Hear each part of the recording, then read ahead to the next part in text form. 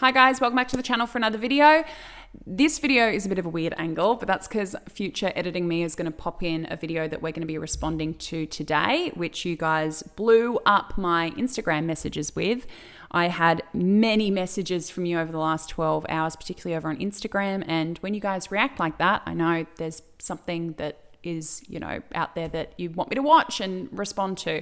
I have watched the video. That's why we're talking about it. I've gone and done a little bit more of a deep dive on this content creators' other content and their general message and some of the other content they're providing. And yeah, I think it is important for us to talk about some of the messaging and some of the advice and support that's being provided in the community, because it's a really sensitive topic. It's a highly, highly dangerous topic if we're not treating it appropriately, because eating disorders have the highest mortality rate of any mental illness. So we kind of can't muck around. It's important to look at these things through an analytical lens. And so we're going to get into it. Alice Olivia uploaded a video very recently titled "My Honest Thoughts on Minimod and Change to My Channel." And it became apparent early on in the video why you guys probably wanted to talk about this. So let's react together. And always as a note, please don't send any hate or be awful to anyone who we react to or respond to. This is not for that purpose. It's to reach you guys and to have a discussion, and a discussion which will hopefully benefit you and help you to navigate recovery content in a little bit more of a discerning way. So let's do it. Hello everyone, and welcome back to another video. Everywhere I go, I'm plant-based dripping. If you're new here, my name is Alice. Today I want to go on a little bit of a rant and also explain a slight shift in focus on this channel. I've been trying to think a lot about why it is that in the last few years I've kind of lacked motivation to put out content on this channel. And I've realized that it's because I've been putting a lot of focus on eating disorder recovery related videos rather than diet recovery related videos. And I think the reason that focusing on eating disorder recovery has been a stumbling block for me on my channel is because my method doesn't currently fit in with the current popular paradigm of recovery. Right now online in the eating disorder recovery community, it seems quite popular to be following the minimod or homeodynamic recovery method. A lot of the popular recovery coaches and blogs promote essentially this method. So this was the first thing that kind of sparked my interest, because I really don't see minimod being discussed very much, not only in public online spaces amongst other coaches and people on platforms like Instagram and here on YouTube, but as a coach who works with treatment teams, which is made up of dietitians, psychologists, doctors. The term minimod is becoming less and less common to kind of hear even in treatment spaces, and it's definitely not as common to hear about it in advocacy online spaces as it used to be. So as I watched this video, I started to get the sense that minimod is kind of a stand-in potentially for approaches or methods which are different to what Alice refers to as her method. So I'm not terribly sure that that's accurate to say that minimod is very dominant in online discourse about eating disorders and treatment, and certainly don't see that too often from coaches either. Especially because, we're not really trained in that way, particularly if you've done the Carolyn Costin Institute accreditation. It's not a specific part of your training. So that's more down to dietitians and doctors. Anyway. And while I'm so grateful for this method and I think that it has a lot of valuable information, I do disagree with some things about this method. And what I think has been happening is that because I've been trying to focus on eating disorder recovery, it's kind of causing me to get further and further away of what I'm truly passionate about. In addition, I have found it very hard to speak generally and provide information that is going to apply to everyone that's recovering from calorie restriction in some form, whether it's from an eating disorder, dieting, or disordered eating. And while there's many similarities between those recovering from dieting versus those recovering from an eating disorder, there are some key differences, and so it's really hard to create content that's going to apply to everyone, which is why I'm going to be shifting my focus from directing my message at those recovering from eating disorders to those specifically that are recovering from dieting. I know that a lot of you in my Recover with Abundance Facebook group are recovering from eating disorders, and so this does not mean that I'm not going to help you any longer. In fact, it's much better that you are in my Facebook group because I'm able to speak to you directly. It's much easier to work with people one-on-one and address their specific situation rather than creating content for everybody that is going to apply to everyone's situation. So this is one of the things that you guys were flagging and quite upset about, especially given how the rest of the video sort of unfolds, was this reference to Alice's support group that she provides, which I went and checked out how that kind of works. It seems to be linked to her Patreon. She charges for access to this support group, and she's stipulated here herself that she provides one-to-one guidance, support, and advice to individuals in that support group. So the reason why that's relevant and concerning, you guys let me know that as far as you were aware, Alice doesn't hold any accreditation, certification, or qualification as it relates to treating eating disorders. So a coaching certification doesn't seem to be something that she currently holds, certainly not a degree in dietetics or psychology or a medical degree. So sharing your anecdotal experience, your lived experience online is incredibly valuable. I think that I make that clear as day that that is my position, that the more people who we have sharing their lived experience, sharing their anecdotal experience, the more we have, the better. And it is so, so important in terms of showing a diverse range of people's experiences so that those going through the process can see themselves in different people's stories. Once you start receiving money in exchange for, as she's specified, one-to-one advice and guidance, it changes the nature of what you're doing and requires, in most treatment professionals' views, that you would require some kind of certification or qualification, and to specify what that basically entails. What does that mean? Even if it's a general coaching accreditation, but hopefully something more specific like the Carolyn Costin coaching accreditation, which is the only specific recovery coaching accreditation of its kind. Or like I said, if you're providing nutrition information, dietetic information, which comes up later in this video and across her content, that you would need to hold a degree which reflects that knowledge and that capacity to do that. Same if you're providing medical opinions, guidance, support, and most importantly, doing that in exchange for money. It really does cross that boundary from sharing my experience to taking money to specifically advise somebody on their recovery. And to restate what I said earlier on in this video, eating disorders have the highest mortality rate of any mental illness. We can't muck around with this stuff. There's no room to move. These are incredibly sensitive and complex illnesses. Qualifications are important, deeply important, specifically with an illness like an eating disorder. But from now on my YouTube channel, Instagram, and any other social media platform, my content is not going to be for those recovering from eating disorders, but rather it's going to be for those recovering from dieting. The key difference between my recovery method and the minimod recovery method is that the minimod method promotes eating in abundance on a standard American diet, and I promote eating in abundance on a minimally processed plant-based diet in the long term. So the first thing that I thought when I heard that very long phrase, and what is clearly how she titles her method, as she keeps referring to it as her method, is that it sounds a bit like an oxymoron. Eating in abundance on minimal processed foods and plant-based. So we're starting off with, you can eat abundantly, but with limitations. You can eat abundantly, but with restrictions. You can eat abundantly, but we're clearly already setting off that process by categorizing foods in certain ways and limiting your access to them. That's not how we get people to recover. Part of recovery is achieving full flexibility, full permission, full freedom when it comes to all foods. To start off somebody's recovery journey by saying, you can eat abundantly, but there are certain foods you cannot eat or have to limit.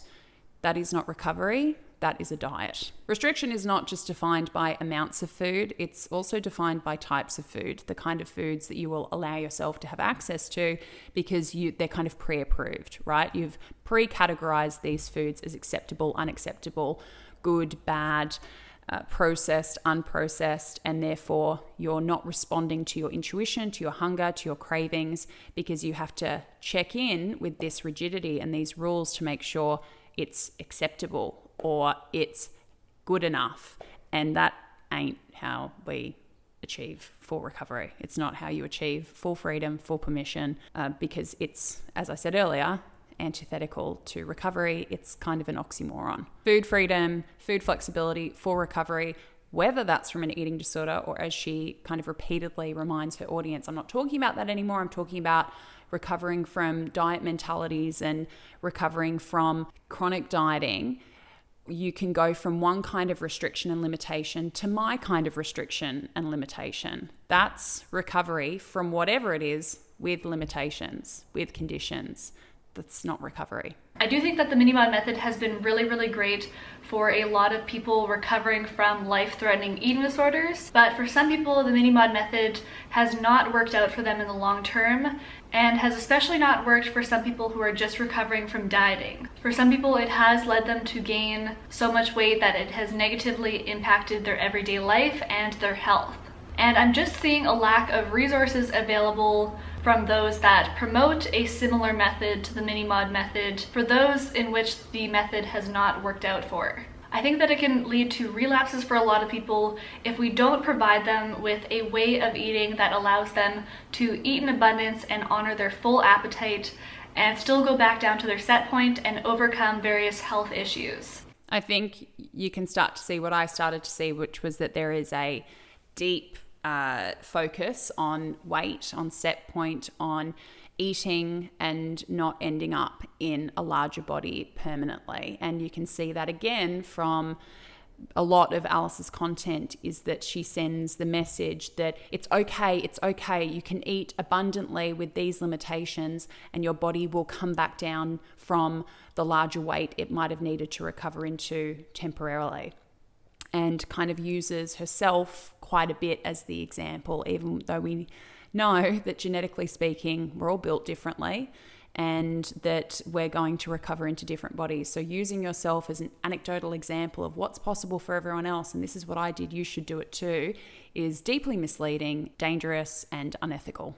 AKA a minimally processed plant-based diet. For this reason, I would like to direct my message at those who perhaps did not succeed following the minimod diet, or for those that are just recovering from chronic dieting or disordered eating. Although following a minimally processed plant-based diet was really, really beneficial for me in my recovery, it's not going to be beneficial for everyone who is recovering from a life-threatening eating disorder, especially for those that are not able to get enough calories from plant foods, or for those that have weakened digestive systems and they're not able to handle a lot of fiber. For these people, the minimod method is really great because they're able to get enough calories in and they're able to easily digest the food if their digestive system has trouble breaking down a lot of fiber. And if you're a part of my Recover with Abundance Facebook group, you know that I'm definitely not promoting a minimally processed plant-based diet to everyone. What Alice also seems to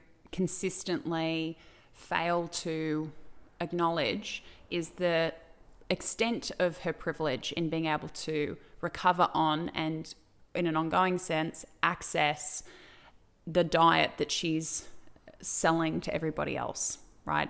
It takes a lot of privilege for you to, in the long term, be able to access plant-based, minimally processed. I know this because I work with clients with all kinds of access to food based on what they can afford financially. And for some people, processed food is not only the only way they can recover because it makes up so much of what they can afford, but in an ongoing sense, if their financial situation remains similar, then yes, processed food is how a lot of people nourish themselves, and they don't have the luxury of being able to alter that or alter their circumstances. I see this is really lacking more generally in the vegan community, as well as just this willful blindness to the people who are financially, logistically, geographically unable to pursue a diet like this. Specifically for these individuals. And so that's a situation where it would be really important for someone to follow specifically the minimod recovery method, but I don't think the minimod recovery method is helpful for every situation.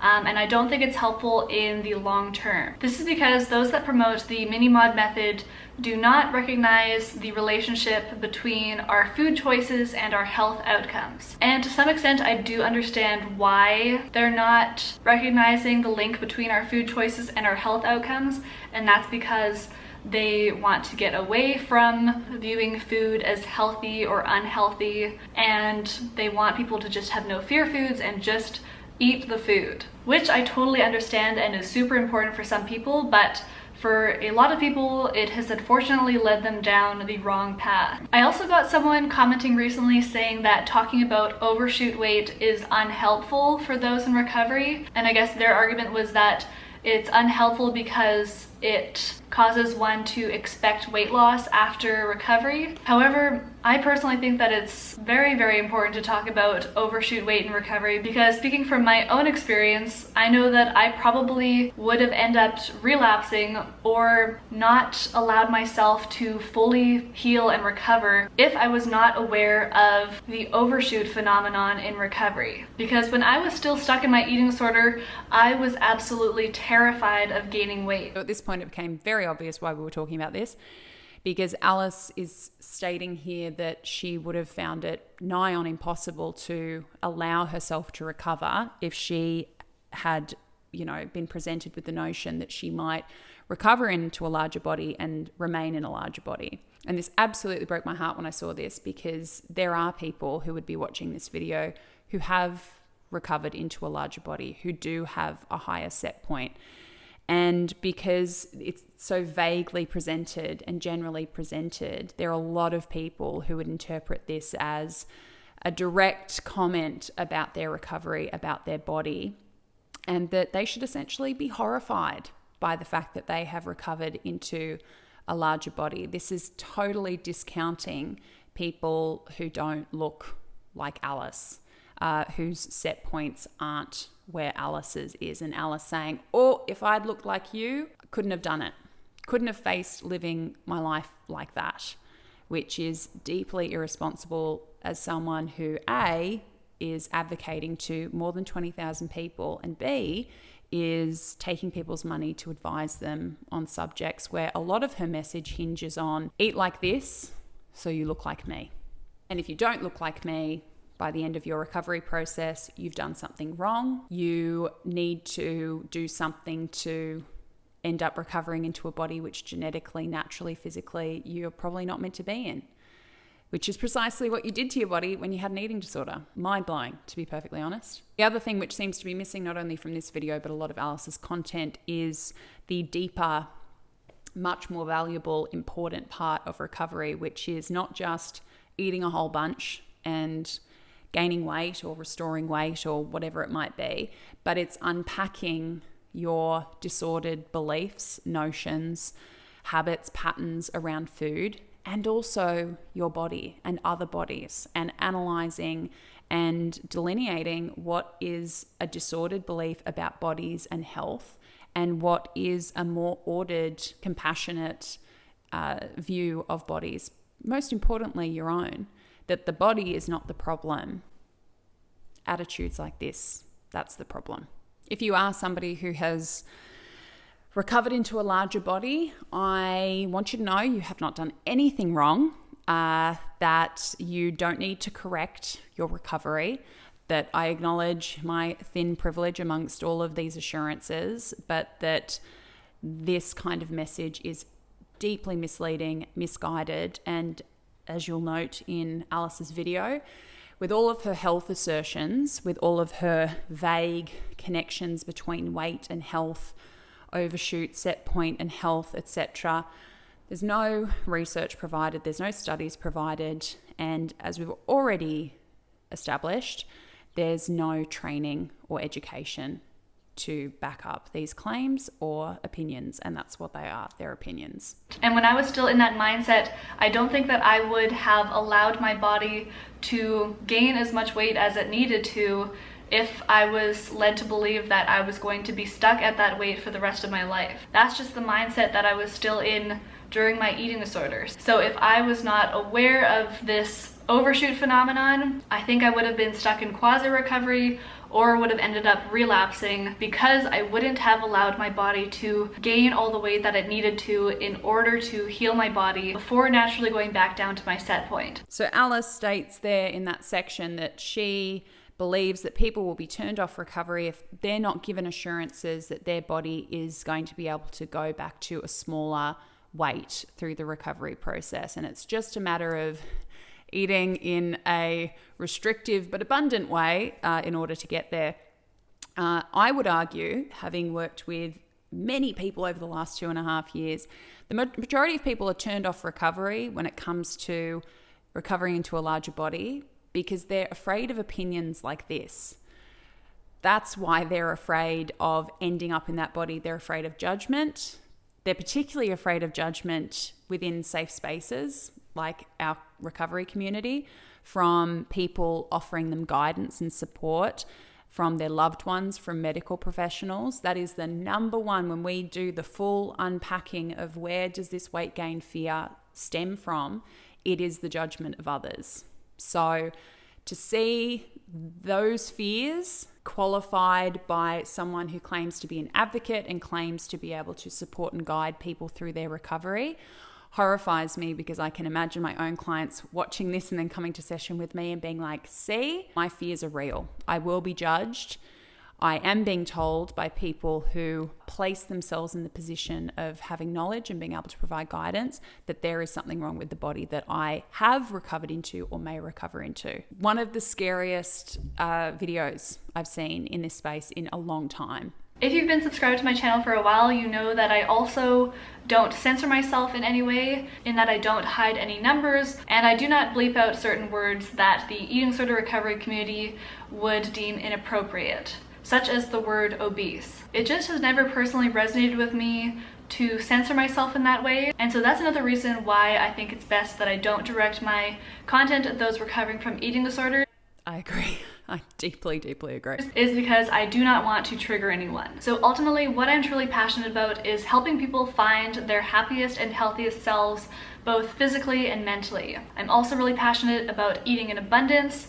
I'm really passionate about plant-based nutrition, and I'm really passionate about helping people recover from calorie restriction and dieting. So while I've talked a lot about eating disorder recovery on this channel, and the reason for this being because I myself have recovered from an eating disorder, and I wanted to share my personal experience in recovery, I think that ultimately when it comes to helping other people, I would like to focus on helping people recover from dieting. I think because it's quite clear throughout this video the amount of times that she notes, I'm not talking about recovery anymore. I'm now just talking about helping people recover from diet culture or diet culture notions or chronic dieting, etc., or disordered eating.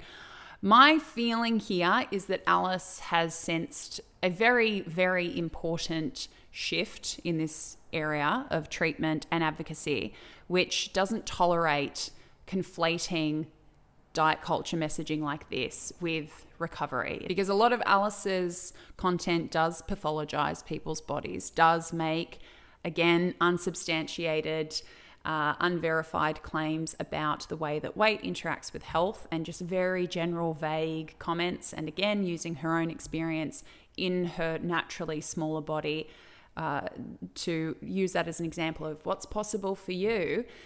That is not really going to be, I guess, tolerated as much as it used to be, not just in recovery spaces, but in diet culture spaces.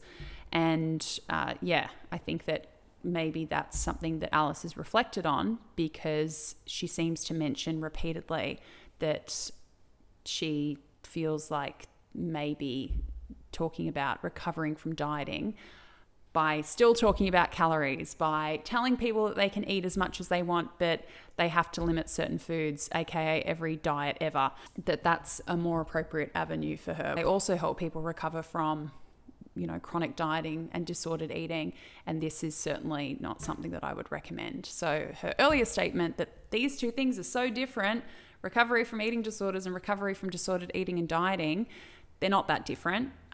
This method is going to be dangerous to people regardless of whether or not there's a diagnosis present. I think in order to stay really motivated and passionate about creating content for you guys, I have to be creating videos that I'm really passionate about. And focusing on eating disorder recovery was kind of taking me down a path towards topics that I was not as passionate about. And this is because what I'm truly passionate about is plant-based nutrition and eating in abundance. However, the eating disorder recovery community does not really leave a lot of room to talk about veganism and nutrition. To be clear, there is plenty of space to talk about nutrition. In fact, the ultimate goal of recovery and to have people eating freely and flexibly and with total permission is for them to eat a variety of foods, from the less nutritious to the more nutritious. That's precisely sort of the point, and to remove not only restricted access, physical access, but restrictive mentalities, because we know once we work through all of those restrictions, then we have much more capacity to respond intuitively, which means we have this really nice balanced relationship with all kinds of foods. So yes, there's absolutely a place to talk about nutrition. I talk about nutrition all day. I just happen to do it with qualified dietitians who are working with my clients or who are working within the advocacy space with those qualifications. Because sometimes it seems like in the online eating disorder recovery community, they're almost anti-healthy foods, and in some cases seem to shame people for talking about healthy eating and talking about nutrition and health, which I definitely understand to some extent, as I talked about in this video, but it's just not what I'm passionate about, and it is not the message that I want to share. I really want my channel to be focused on health and wellness, eating in abundance, plant-based nutrition, but also lifestyle related videos like vlogs, personal development, mental health, fashion, and conscious living. These are the topics that I'm truly passionate and really excited about. So I hope that this video made sense for you guys, and I hope that it wasn't too all over the place. If you guys need me to clarify anything, please ask. So guys, that kind of brings us to the end of Alice's video. Just to reiterate, your recovery is not conditional. It is not wrong to recover into a larger body. If you come across anyone who is promoting a recovery message which still fosters or encourages limiting foods, access to foods, a restrictive mindset around food, whether it's by amount or variety in terms of the kinds of foods that you're allowed to eat. If someone is championing a message of, it's okay, you won't recover into a larger body if I help you, or has any kind of messaging which is assuring you that it's all right, we'll get you back down to a weight that your eating disorder would have been comfortable with, run. It is missing the whole point. To go through this whole process and still have a preoccupation with weight and a fear of weight, to still have certain foods that you categorize as good or bad or off limits to you, that to me would make the process seem unappealing and not worth it. But the good news is that is not recovery. That is a diet. That is a fixation on weight. That is a very, very real need for somebody to unpack their internalized fat phobia, to actually go through the remaining steps of recovery, which is to analyze and to get to the core of what your fear of weight gain represents, what your fear of being in a larger body represents.